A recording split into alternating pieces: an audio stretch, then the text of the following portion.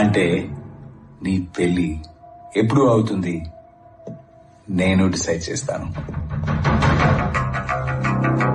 ఇప్పుడు పెళ్లి అయింది అనుకో, నీ వైఫ్ కి ఇప్పుడు కడుపు వస్తుంది, 1 నెల తర్వాత వస్తుంది మగాడు పుష్ప. ఒకవేళ జైల్లో ఉండగా కడుపు వస్తే నీకు నవ్వు వస్తుంది కదా? ఏంటి చేయి బిగుసుకుంది? కోపం వచ్చిందా? నీకు పోలీస్ దగ్గర అంత లక్సరీ లేదు.